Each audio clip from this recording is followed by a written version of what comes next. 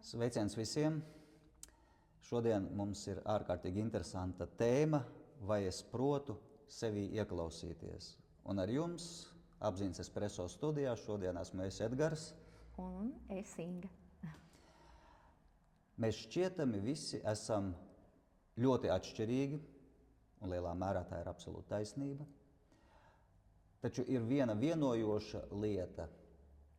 Mēs visi gribam būt mīlēti, drošībā un just pozitīvu saskarsmi. Tā ir mums tā kā vitāli nepieciešamā vajadzība, un mēs sargam šo sajūtu, mēs alkstam pēc šīs sajūtas, un mums ir vairāki aizsardzības slāņi, ja mēs kaut kādā veidā sajūtam, ka šī mūsu vajadzība pēc mīlestības, pēc drošības, pēc saskarsmes tiek vai nu mums atņemta, vai apdraudēta, vai mums šķiet, ka tā varētu tikt apdraudēta. Un tad mums automātiski ieslēdzas pirmais aizsardzības slānis, tās ir mūsu emocijas. Mums parādās emocijas, kuras mums protestē pret to, ka mēs varētu pazaudēt to būtisko lietu, kas mums ir tik svarīga. Tas tālāk atspoguļojas mums mūsu ķermenī, mūsu somatikā. Mums parādās noteiktās zonās saspringzinājumi, un mūsu ķermenis skaidri parāda gan mums, gan apkārtējiem, ka mums ir kaut kāda spriedze ķermenī. Un tad ir trešais slānis, un šis slānis ir mūsu ego slānis. Tur, kur mūsu ego sāk izgudrot visādus iemeslus, ieganstus, kāpēc mēs uzvedamies tieši tā, un nevis savādāk. Jā, par pašu ķermeni runājot, tad tas ir tiešām tāds burvju rīks mūsu, jo patiesībā ķermenis glabā sevī pilnīgi visas atmiņas, pilnīgi visu, kas ar mums ir noticis, to mēs varam sastapt savā ķermenī. Un tieši tāpēc ir tik ļoti būtiski sevi ieklausīties un sadzirdēt sevi caur ķermeni. Jā, un jautājums, vai mēs mūsu ikdienas skrējienā neesam pazaudējuši to sajūtu, to prasmi ieklausīties sevi sadzirdēt, kur mūsu ķermenis mums var pateikt priekšā, mūsu uzvedība mums var pateikt priekšā, ka mums kaut kas pietrūkst, mums kaut kas sāp.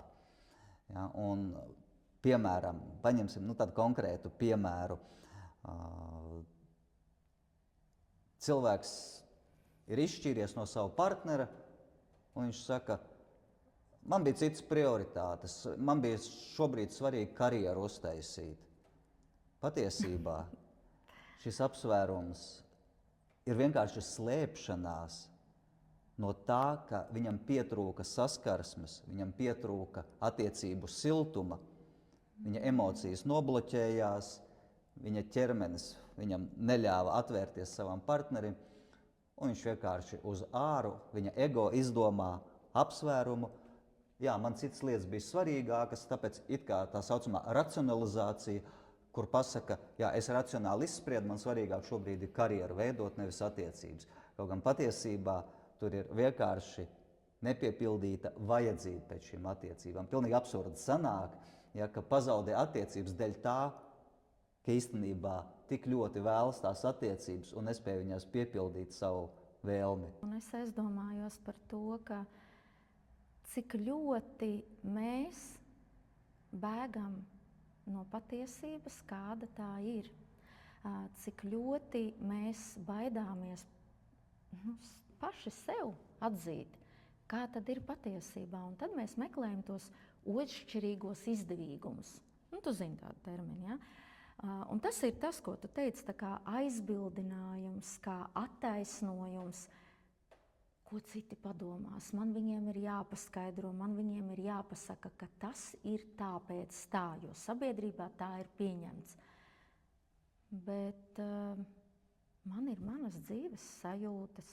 Es esmu dzīves cilvēks, un es varu justies tā, kā es jūtos, un man ir tādas tiesības. Un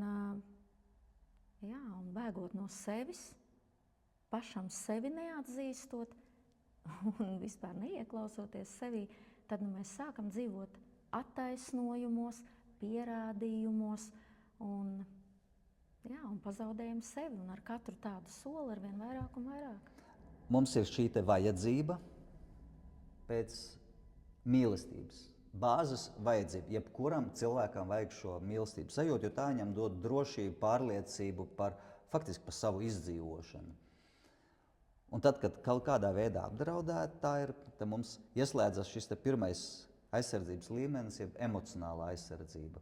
Kas notiek? Cilvēkam parādās vai nu dusmas, vai skumjas, bēdas kreņķi kaut kādi, aizvainojums, noraidījums. Tātad vesela buķete ar emocijām, kas var parādīties no vienas lietas. Man trūkst mīlestības. Bet, Klau, te man gribētos tā kā, cik es atceros, ja? Tātad ir šīs aktīvās un pasīvās emocijas izpausmes, kas patiesībā ir viens un tas pats. Dusmas un aizvainojums patiesībā ir viens un tas pats, tikai dusmas ir aktīvā izpausme emocija, bet aizvainojums ir tā pasīvā.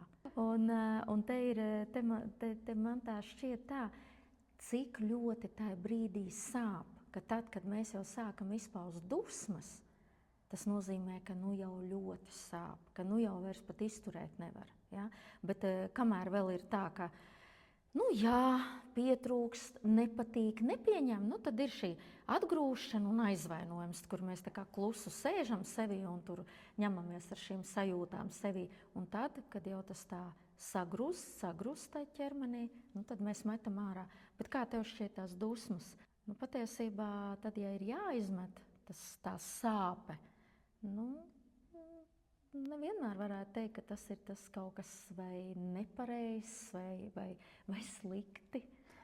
Šī bāzes dusmas ir viena no bāzes emocijām, kas mums tā kā palīdz aizsargāt. Tā pirmā aizsardzības līnija, viņai ir sena evolucionāra vēsture. Tātad tas ir fight or flight režīms. Lai izdzīvotu, mēs ieslēdzam vai nu dusmas, vai nu bēgšana. Aizvainojums ir bēgšana, dusmas ir uzbrukums. Kurā gadījumā ieslēdz kuru? Pamatā ir tā, ja es redzu, ka es varu uzvarēt tādā situācijā, es ieslēdzu dusmu režīmu, jeb fight režīmu.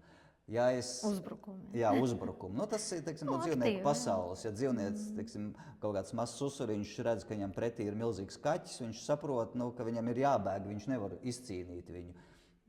Jeb arī, ja tu redzi, ka dzīvnieks redz, ka viņš var uzvarēt to savu pretinieku, tad viņš ieslēdz šo uzbrukumu režīmu.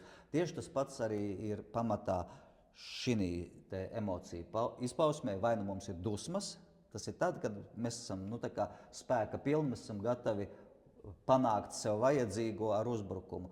Ja mēs jūtam, ka mums pietrūkst šīs jaudas, ka mēs vienalga kāda apsvēruma dēļ, vai ka mēs nevaram fiziski vai emocionāli uzvarēt to situāciju vai to otru cilvēku, mēs vienkārši ņemam un apvainojamies. Tad mums iestājas aizvainojums. Uzvarēt, ja? Kas mums ir jāuzvar patiesībā? Tad, kad tu runāji par tiem, pārtrauc, tas par tiem dzīvniekiem, ja? Tad uzreiz man tāda iekšēja sajūta, kā varētu tā kā no malas izklausīties.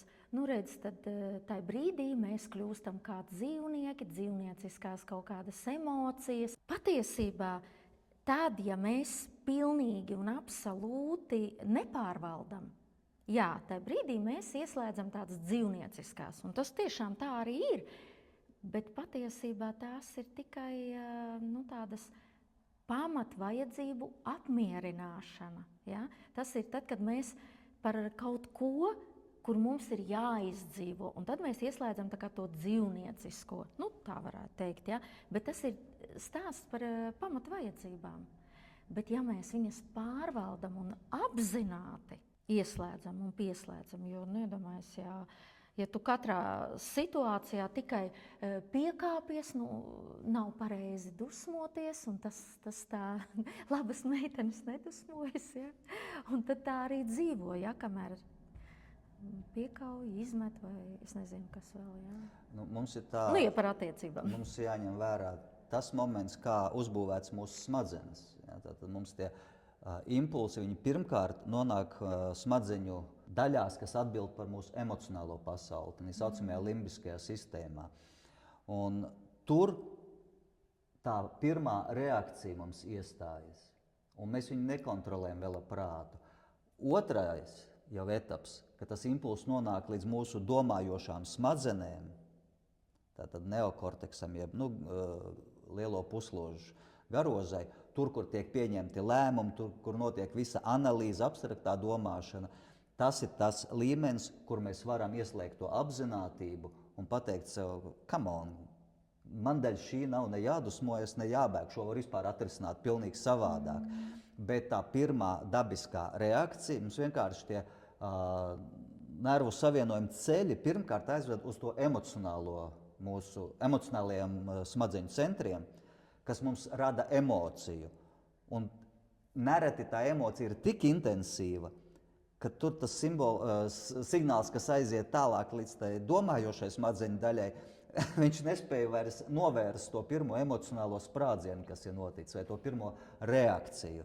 Ja? Klau, vai tad tieši tāpēc ir šīs visas prakses, kurās mēs strādājam ar to pirmo līmeni, lai mēs spētu vismaz aizvest līdz tam otrajam apzinātībai. Ja?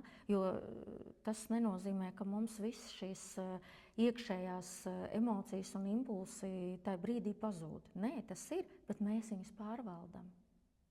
Un man šķiet, ka tieši tā pārvaldīšana, tā, ka tu jūties pats, man gribas teikt, komfortā ar sevi.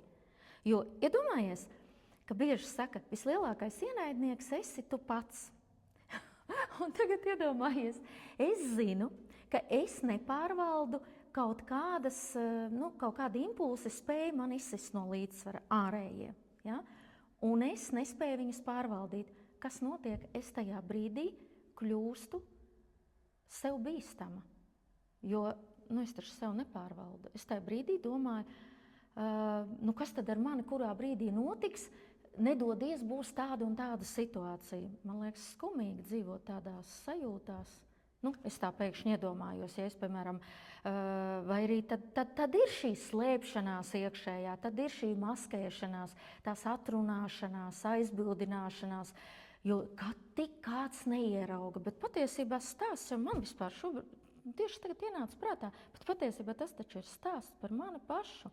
Kā es ar sevi jūtos? Vai tiešām es gribu būt tik ļoti ievainojama un neaizsargāta no ārējās pasaules? Un patiesībā pirmkārt jau pati no sevis, ka es nespēju sevi pārvaldīt, kad es nezinu, kurā brīdī, kur man tas impulss tagad izleks un kas tagad notiks. Šausmas, iedomājies, ja es meitene esmu, kuru tikai meklē puisi. Labi, man jau tu esi, ja? Bet iedomājies šausmas kaut kādas. Es nezinu, kurā brīdī, kā es noreaģēšu, ja? Un viņu vēl nepazīstu. Ārprāts. Taču no mājas nevar līst ārā. Šeit ir divi aspekti. Viens ir, cik intensīvs ir tas impulss, ja? Jo viņš ir mierīgāks, jo viņu vieglāk kontrolēt, jo viņš ir intensīvāks, pēkšņāks, jo viņu ir grūtāk kontrolēt. Ja? Tā saucamās pēkšņās dusmas, kur tu neko nevari izdarīt, tev pēkšņi ir kaut kas. Kas ir pēkšņi? Pēkšņi tas ir no tā, ka tas ir tev negaidīti un ļoti intensīvs. Ja tev ir aizskartas visdziļākās bāzes, kaut kādas sajūtas, teiksim, izdzīvošanas sajūta. Ja tev brauks virsū mašīna, tu automātiski paliksi nost, tad jau tu nedusmosies, tu vienkārši beigsi. Nē, es runāju. Vai tu būsi panikā kaut kādā, ja domāji, stāv pie mašīnas, tu man te brauc virsū. Nē, es runāju par to, ka emocijas, bailes arī ir emocijas, dusmas ir emocijas, aizvainojums ir emocija, prieks ir emocija. Katra no šīm emocijām es vienkārši ar izdzīvošanas instinktu un bailēm ir ļoti viegli parādīt to piemēru, kur mēs reaģējam nekavējoties. Dusmas arī, ja tev ir pēkšņs uzbrukums, tev, nezinu, sabiedriskajā transportā kāds tur neforši pagrūda vai kaut ko tur, tā pirmā reakcija ļoti bieži, ja tu neesi trenēts, tev būs uzreiz dusmu izpausme pretīm. Un šis ir tas otrs aspekts. Cik tu esi iestrādājis lai tu varētu kontrolēt šīs savas emocijas. Tātad šeit ir jautājums par tik populāro terminu apzinātība, bet tas ir absolūti patiesi, cik tu esi daudz gatavojies, cik tu esi daudz laika un pūļu veltījis, cik tu esi ieguldījis savu intelektu un savu emocionālo treniņu, lai tu panāktu to, ka tu uz katru situāciju varētu apskatīties, ka ok, es saprotu šo situāciju, es šī situācijā netaisos iekrist. Es nevaru tev nepiekrist, ka tu teici, ka īstenībā jau pats sev kaitē, kas tad es esmu, ja es šādi reaģēju, ka man te kaut kāds impulss nosaka visu, kā es uzvedīšos. Jā, tas ir tas pluss cilvēkiem, atšķirībā no dzīvniekiem, ka mums ir šīs te lielā pusložu garoze, kura mums ļauj ieslēgt apzinātību. Apzinātība patiesībā neizslēdz to, ka visi impulsi strādā, viss notiek, viss ir dzīvi un pa īstam. Un ja nāk tā emocija, viņa nāk, bet ka es spēju pārvaldīt viņu, ka es zinu, ka tad, kad man nāk skumja, es arī skumšu un no sirds skumšu. Un tad es uzņemšos par to atbildību un neataisnošos, ka lūk, tas ir tāpēc, ka patiesībā, nezinu par to pašu pāri, kur tu minēji, kad īstenībā man jau nevienu nevajag, man tagad tur karjera vai kā. Bet pēc būtības, ja mēs atkal skatāmies to pašu vēsturi, ja? Mēs esam sabiedriski dzīvnieki, un ja tu tiec izstumts no bara, tas ir vienādības zīme ar nāves spriedumu. Jo viens pats bez bara, ja bez cilts, bez sabiedrības cilvēks agrākos laikos izdzīvot nevarēja. Un tāpēc ir tik ārkārtīgi svarīgi, ka cilvēks ir šī kolektīvā, un viņam šī ir tā kā primārā drošības sajūta, ka viņš netiek atgrūsts, viņš tiek pieņemts. Šeit atkal parādās tā saikne ar šo pamat bāzes vērtību, būt pieņemtam, būt šai saskarsmei, būt mīlētam un drošībā. Jo sabiedrība, ģimene, lielākā, plašākā vai šaurākā nozīmē tieši to arī nozīmēja. Jā, tas bija tas, ko es arī biju domājis. Jā, bet tikai man šķiet, ka arī pārvaldīt savas emocijas, tas patiesībā ir tāds arī stāsts par pieaugšanu iekšēji. Jo skaties, mazs bērns, viņš jau nepārvalda savas emocijas. Viņš te un tagad jūtos tā, raudu, vai kliedzu, vai piesitu kājiņu, vai skumstu. Bērni to ļoti dabiski un savā ziņā arī brīnišķīgi to dara. Un bieži saka, saglabāt savu iekšējo bērnu. Savu iekšējo bērnu, manuprāt, vajag saglabāt īstenībā un patiesumā visās emocijās. Bet šeit gan tas briedums prasītos tas, ka mēs pamazām augam, pieņemamies prātā un saprotam, ka tomēr ir jāpārvalda savas emocijas, un ar to mēs arī atšķiramies no tā paša bērna, ja, kurš nepārvalda savas emocijas. Tātad par briedumu. Okay. Var dabiski rasties jautājums, tad kas es esmu? Tas tāds eksistenciālisks jautājums bez šaubām, bet pat atejot bišķi no tā filozofiskā, bet ļoti praktiski. Kas ir tas, kurā es protu vai neprotu ieklausīties? Ja. Okay, mēs jau izrunājām, ka tā tad jāieklausās ir savā ķermenī, savās emocijās, jo mūsu ķermenis atspoguļo mūsu zemapziņu un mūsu emocijas. Mūsu zemapziņa nerunā ar mūsu prāta apzināto daļu. Mūsu zemapziņa dod signālus mūsu emocionālajai pasaulē un dod signālus mūsu ķermenim, mūsu somatiskajai pasaulē. Patiesībā tad jau tajā zemapziņā dzīvo visa mūsu pirmotnējā daba. Absolūti, nekur tālu mēs neesam tikuši. Nē, pirmotnējā es jau obligāti nedomāju to algu cilvēks, bet vispār pēc būtības mūsu tā mežonīgā pirmotnējā, tā, kas ir tas pamats mūsu vispār evolūcijai kā tādai, gan apziņā, gan cilvēks. Bet tie ir arī alu cilvēki ieskaitot, tā skaitā. Mūsu bioloģiju neviens nav atcēlis. Vienkārši tā lielā atšķirība, ka mūsu smadzenes, atšķirībā no citiem dzīvniekiem, viņas ir evolucionējušas tādā veidā, ka mums ir papildus bonusi, papildus iespējas un papildus lāsts. Jo ja šo intelektuālo domājošo smadzeņu daļu izmanto bezatbildīgi, tad mēs nonākam līdz tehnoloģiskajam progresam, kurš var iznīcināt visu pasauli, kurā mēs dzīvojam. Ja? Tātad milzīga atbildība mums ir uzlikta.